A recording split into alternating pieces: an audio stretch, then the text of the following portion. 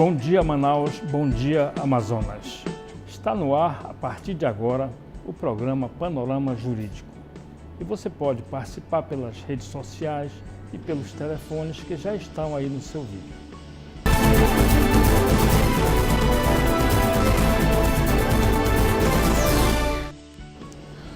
As escolas particulares do ensino regular são obrigadas a receber deficientes e não podem cobrar a mais em mensalidades e matrículas.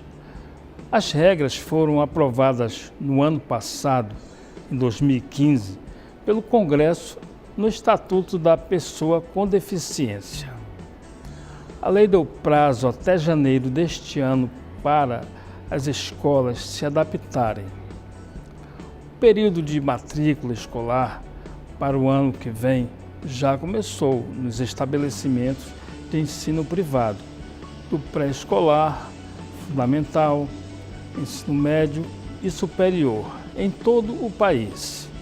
É bom lembrar que o valor das anuidades ou das semestralidades escolares será contratado no ato da matrícula ou da sua renovação entre o estabelecimento de ensino e o aluno, o pai do aluno ou responsável, nos termos da Lei 9.870 de 1999, que dispõe sobre o valor total das anuidades escolares. Os pais ou responsáveis devem estar atentos aos novos valores das mensalidades, lista de material escolar, dentre outros detalhes.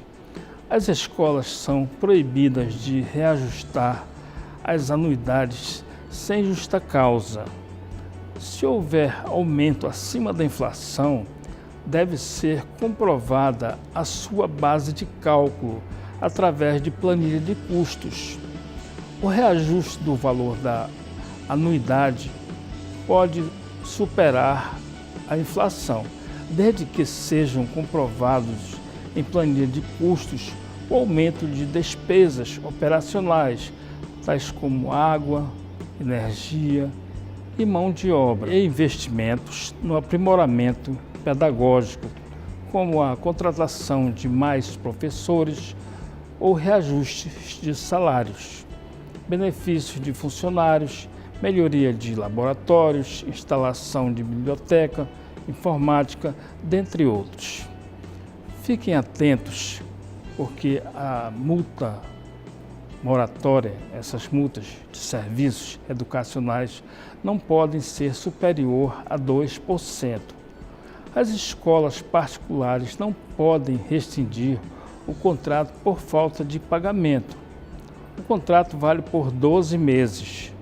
Não é permitido pelas escolas a imposição de penalidades pedagógicas, como suspensão de provas, proibição de assistir aulas por motivo de inadimplência, falta de pagamento. Não é permitido também, pelos estabelecimentos de ensino privado, a retenção de documentos, como transferência, diplomas e outros, por motivo de inadimplência, que é dívida em atraso. Mesmo com a vigência da Lei 9.870 de 1999, tem escolas que ainda insistem em negar transferências de alunos para outras instituições por motivo de atraso de pagamento, que é a inadimplência. Vamos agora a um breve intervalo e retornaremos em seguida com a entrevista da semana. Não saia daí.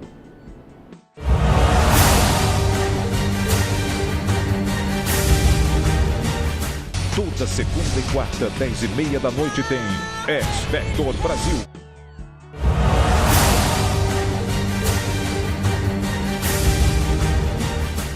Sejam bem-vindos de volta ao programa Panorama Jurídico.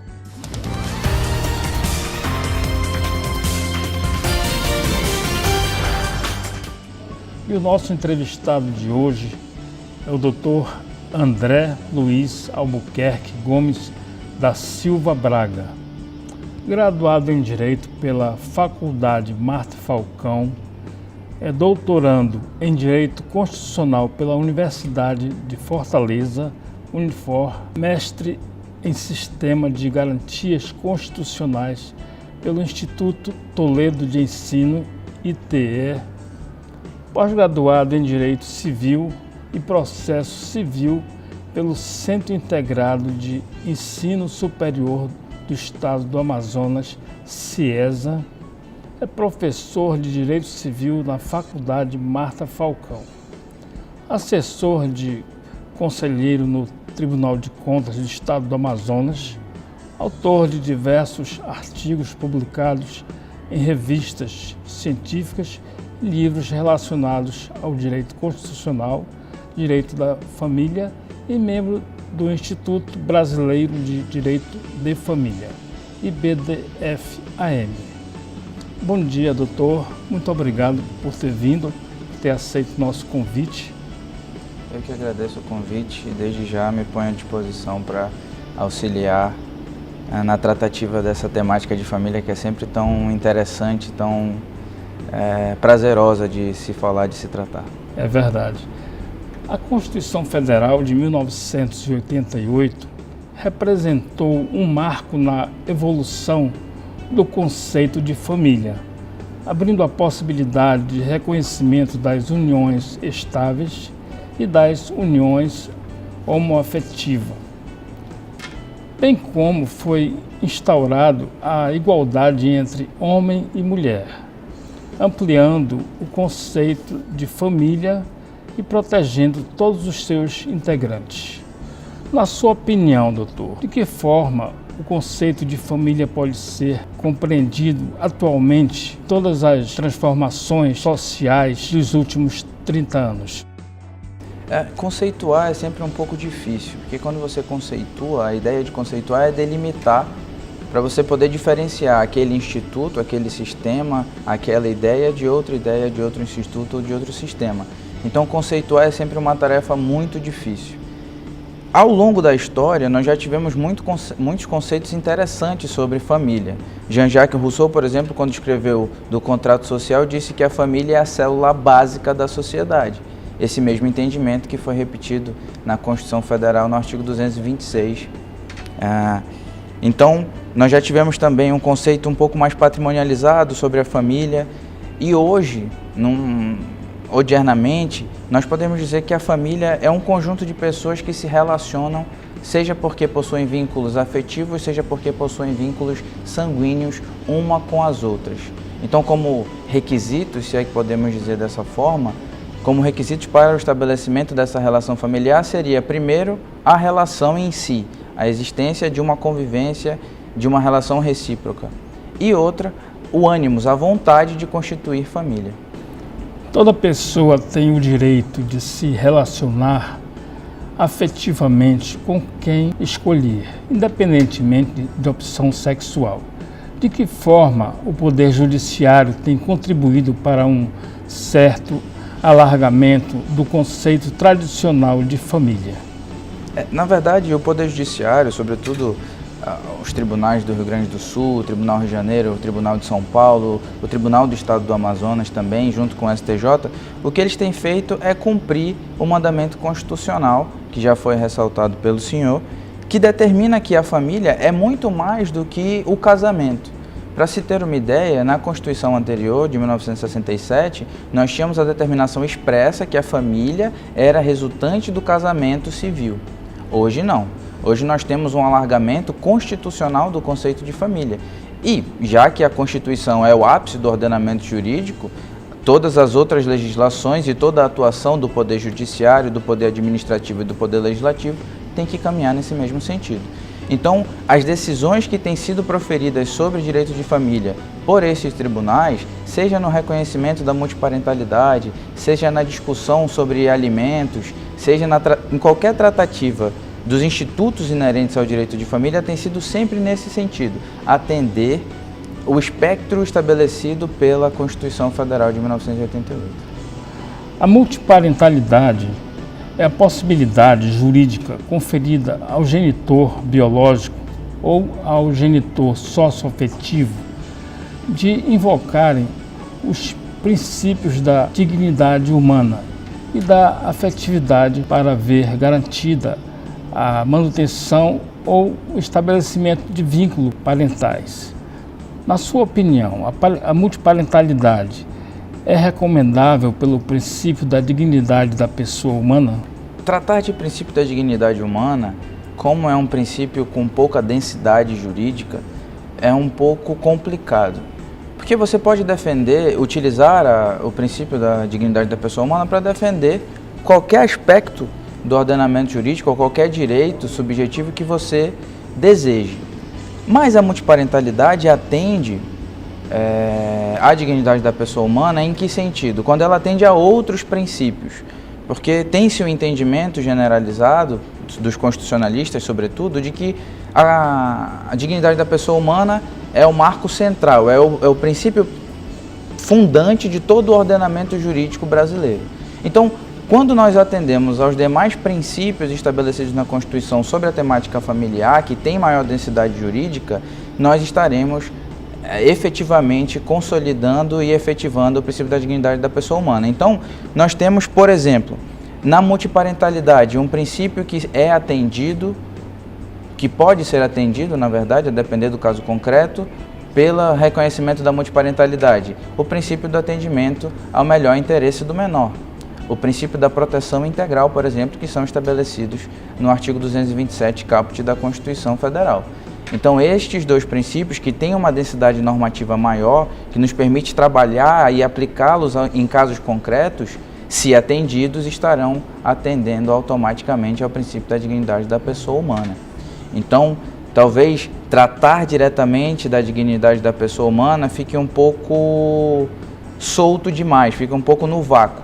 Mas se nós utilizarmos o princípio da dignidade humana como fundamento de onde se parte a lógica da construção do direito e utilizar outros princípios constitucionais para essa construção desse direito subjetivo, aí sim eu acredito que é bem possível que a multiparentalidade atenda à dignidade da pessoa humana.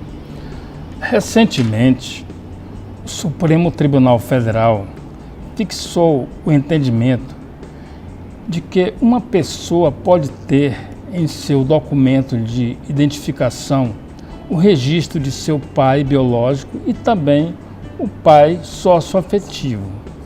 A ação tem repercussão geral, mecanismo que obriga as demais instâncias a aplicar o entendimento do Supremo Tribunal Federal. Na sua opinião, essa decisão abre as portas para a aplicação da discussão judicial da multiparentalidade?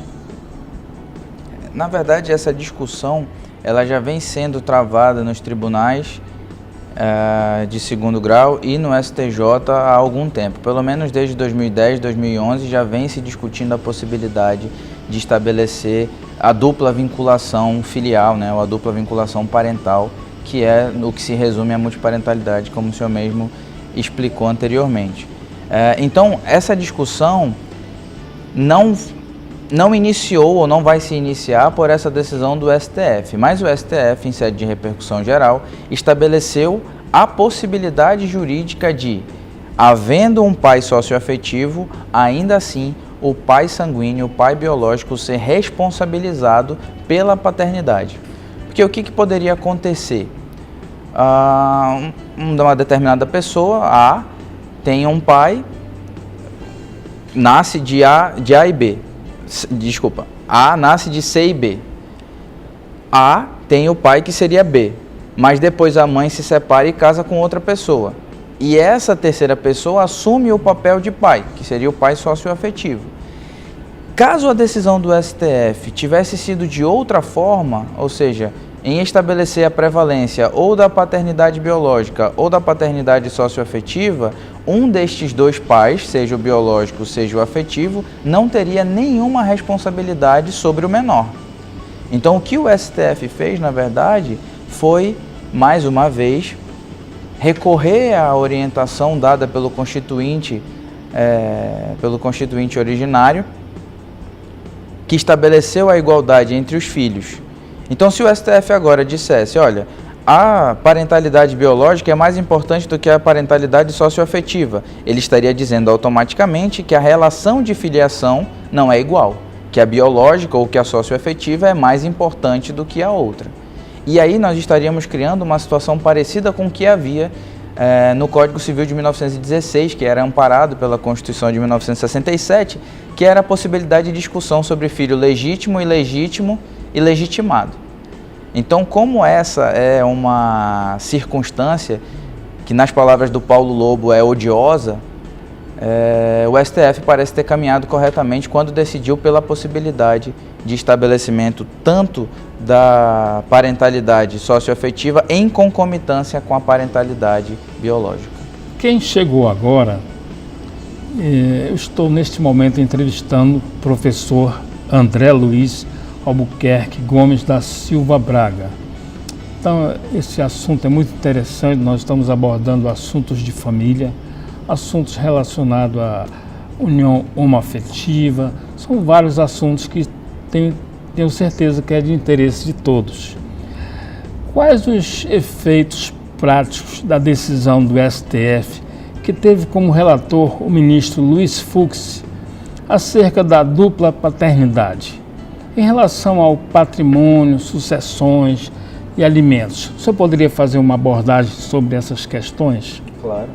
Bom, a princípio, os efeitos do estabelecimento da dupla parentalidade é que o menor ou a pessoa em relação ao qual for reconhecida o duplo vínculo de parentesco ascendente em primeiro grau, poderá cobrar de ambos os pais, tanto o pai socioafetivo quanto o pai biológico, por exemplo, pensão alimentícia. Vai poder suceder ambos os pais. Ou seja, todas as questões que já são estabelecidas no Código Civil para a parentalidade, para a relação de parentesco em si, serão aplicadas agora, só que duplicado, em dúplico vórtice, digamos assim, dúplice vórtice, tanto para o pai socioafetivo quanto para o pai biológico. Muito tem se discutido sobre essa possibilidade e algumas questões intrínsecas a isso. Por exemplo, como ficaria a situação daquele doador do espermatozoide com que foi feito, o doador anônimo, com que foi feita uma inseminação artificial heteróloga? Ou seja, nós temos o material genético da mãe e não temos o material genético daquele que vai exercer o papel de pai, mas sim de um terceiro que doou esse seu espermatozoide para um banco de coleta biológica. Como ficaria essa situação? Bom, nesse caso, parece que essa pessoa que doou o material biológico não poderá ser responsabilizada como pai biológico, porque a atitude que ela teve, umas 2 ou 3 questões atrás, nós tratamos sobre a relação em si e sobre o ânimo, sobre a vontade de exercer a família, de construir a família e de exercer o poder familiar. Essa pessoa que doou o material genético, ela não tinha intenção nenhuma em estabelecer família com aquela que foi a receptora do material genético. Ele única e exclusivamente teve um ato que nós poderíamos chamar de altruísta ao doar o seu material genético para ser utilizado por um casal que uma das partes, né, nesse caso específico o pai, não poderia utilizar-se do próprio material genético. Então, nesse caso, nós não teríamos a abrangência dos efeitos para esse Caso diferente seria, por exemplo, no primeiro caso de multiparentalidade que foi reconhecido no ano de 2009, salvo engano, no estado de Rondônia. O que aconteceu lá? Tanto o pai biológico quanto o pai socioafetivo foram até o juiz de família dizer que queriam ver reconhecidos o seu duplo vínculo parental com aquele menor. Então, nesse caso, nós temos a manifestação de ambos os pais. E aí parece fácil, parece claro estabelecer que ambos terão as responsabilidades inerentes ao poder de família. Um terceiro caso ainda distinto é que nós podemos ter uma situação em que ou o pai biológico ou o pai socioafetivo não aceitaria essa vinculação dupla de parentalidade. Mas aí essa circunstância teria que ser verificada no caso concreto, qual seria a melhor resolução, seguindo sempre, caso não haja uma regra aplicável, sempre os princípios aplicáveis ao direito de família, sobremodo, o melhor interesse do menor e a proteção integral. Ok, professor. Sobre a união homoafetiva, quais os direitos do casal sobre casamento, patrimônio, herança, sucessão, pensão, se eles podem fazer um contrato? O senhor poderia dar uma panorâmica sobre essa questão da união homoafetiva? Claro. Bom, a união homoafetiva é outro tema que gera normalmente muitas discussões acerca, discussões jurídicas e de outros matizes que não nos convém nesse momento. Mantenhamos-nos então na questão jurídica. Bom, o STF em 2011 julgou a DPF 132 e a ADI 4277. E na decisão, o ministro relator disse o seguinte: para todos os efeitos, a união homoafetiva será considerada união estável. Então, existe uma discussão doutrinária a respeito da temática, discutindo se o STF deu uma interpretação conforme a Constituição ou se ele modificou o entendimento da Constituição ou alargou a ideia estabelecida na Constituição sem modificar o texto constitucional, o que é uma possibilidade nos casos de ADI, ADC, enfim. A despeito disso, o que nós temos como concreto, apesar dessa discussão, o que nós temos como concreto é que hoje é possível reconhecer-se a união estável para casais, para pares homoafetivos, assim como é possível a realização de casamento entre pessoas do mesmo sexo. Logo que a decisão do STF saiu, tiveram algumas relutâncias de alguns tribunais em realizar esse casamento, em reconhecer essa união estável. E foi necessário que o CNJ exarasse a resolução 175, determinando que nenhum juiz, nenhum tribunal poderia impedir as pessoas do mesmo sexo de contrair matrimônio ou de ver reconhecida a união estável, sob pena de estar caminhando contra a Constituição e contra a decisão do próprio Supremo Tribunal Federal, que é quem tem a última palavra sobre as questões constitucionais no Estado Democrático Brasileiro. Então, a união estável homoafetiva é plenamente possível, a realização do casamento, juridicamente falando, é plenamente possível, ainda que nós possamos discutir se essa possibilidade existia ou não antes da decisão do STF, a partir da decisão do STF ela ficou muito clara. Então, o que nós temos hoje é a plena capacidade de pessoas do mesmo sexo em contração do matrimônio, em reconhecimento de união estável, em realização de adoção, por exemplo, de menores, tudo como par homoafetivo, como casal homoafetivo. Bom, quem está chegando agora, estou entrevistando o professor de Direito, Dr. André Luiz Albuquerque Gomes da Silva Braga. Professor, atualmente, há debate sobre a possibilidade de casais homoafetivos adotarem uma criança ou um adolescente. Os argumentos mais frequentes sobre o tema é que os casais homoafetivos influenciariam a orientação sexual da criança e adolescente, existindo uma tendência dos menores optarem pela homossexualidade. Além disso, os mesmos seriam vistos pela sociedade com a figura de dois pais ou duas mães, havendo possibilidade da criança sofrer discriminação. Na sua opinião, essa questão dos homossexuais, uma pessoa que contrai uma união homoafetiva, o senhor vê como saudável esse casal adotar uma criança ou um adolescente? Qual o seu ponto de vista? Eu não saberia determinar efetivamente a questão de saúde pública ou de saúde referente, tanto saúde psíquica quanto saúde física relacionada a essa temática.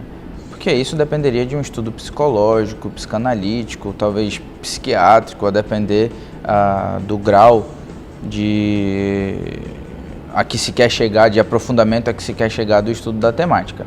Agora, o que se pode dizer com segurança é que, se o STF decidiu que estes pares homoafetivos, que esses casais homoafetivos têm os mesmos direitos inerentes estabelecidos constitucionalmente para os casais heteroafetivos, isso deve incluir, por uma questão de ordem lógica, isso deve incluir a possibilidade de realização do ato de adoção. Porque parece não haver, a priori, juridicamente, nenhuma diferença possível de ser estabelecida entre pessoas que se relacionam entre sexos opostos e pessoas que se relacionam entre o mesmo sexo, né? 2 homens ou 2 mulheres.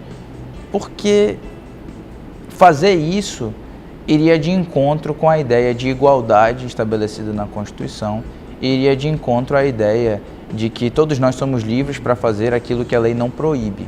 Como não há lei nenhuma proibindo a contração de matrimônio ou a existência de relações homoafetivas, então não há impedimento nenhum que essas pessoas não só vivam as suas relações, como realizem os sonhos e vivam as consequências inerentes a essa relação. E uma delas é a prole. Eu também concordo nesse sentido. Professor, ainda nessa temática da homoafetividade, é possível um casal homoafetivo deduzir em juízo ou no cartório notarial, de forma consensual, um divórcio ou uma dissolução de união estável? E também, se eles tiverem direito em um momento em pedir alimentos um do outro, questão de herança. O senhor poderia fazer novamente uma panorâmica nesse sentido? Estabelecida a possibilidade de casamento, de reconhecimento de união estável, como dito, todos os efeitos decorrentes desse ato, da prática desse ato, são os mesmos, tanto para os casais heteroafetivos quanto para os casais homoafetivos. Então, suponhamos a seguinte hipótese: duas mulheres ou 2 homens, um par homoafetivo, decidem se casar. Se casam, cumprindo todos os ditames, todo o regramento estabelecido no Código Civil para tanto, e 5 anos depois, 10 anos depois, decidem divorciar-se. Eles têm a opção de escolher, tal qual seria para o casal heterossexual, fazer o divórcio em juízo, caso haja litígio, caso haja algum tipo de disputa, seja em razão de patrimônio ou seja em razão de discussão sobre guarda do menor, e podem escolher fazer direto no cartório, já que, se for consensual, já que desde a Emenda Constitucional de 66 de 2010, o divórcio não precisa mais passar por aquele estágio probatório da separação de corpos, né? Nós já podemos estabelecer o divórcio de maneira imediata, de maneira direta. Em relação às outras circunstâncias, a mesma coisa. Discussão sobre alimentos. A e B, para homoafetivos, se casam, depois de algum tempo se separam e querem discutir alimentos um do outro. É possível discutir os alimentos em juízo. Ou seja, de um modo geral, todas as circunstâncias aplicáveis aos casais heterossexuais podem e devem ser também aplicadas aos casais homoafetivos, porque, como dito, ao menos do ponto de vista jurídico, não é possível estabelecer a diferença entre um relacionamento e outro. Professor André Luiz, o nosso tempo é muito exíguo. Infelizmente, já chegamos ao final. Eu gostaria que o senhor fizesse suas considerações finais, alguma coisa que o senhor gostaria de acrescentar, que passou, para fechar com chaves de ouro essa nossa belíssima entrevista com o senhor aqui. Eu gostaria primeiro de agradecer o convite do Panorama Jurídico, de poder estar aqui falando um pouco mais sobre sobre 2 temáticas que são bem discutidas na seara familiarista e que precisam, talvez, ter uma visão um pouco mais jurídica do que pessoal ou do que, enfim, preconceituosa ou religiosa. Não é que a opinião de cada pessoa não tenha valor para a sociedade ou que a opção religiosa de A, B e C não sejam importantes. Tem valor, sim. Todas as nossas circunstâncias, todas as circunstâncias que nos fazem o que nós somos hoje são importantes para nós e para a sociedade, porque o Estado é um conjunto de pessoas. Sem esse conjunto de pessoas diferentes, o Estado não seria nada. Agora, o que nós não podemos fazer é impor a nossa vontade. É achar que porque o outro é diferente, ele tem menos direito do que nós. Nós já cometemos esses erros algumas vezes e talvez seja a hora de parar por aqui. Ok, professor, muito obrigado. E o Panorama Jurídico de hoje fica por aqui. Obrigado pela audiência e até o próximo programa. Tenham todos um excelente final de semana.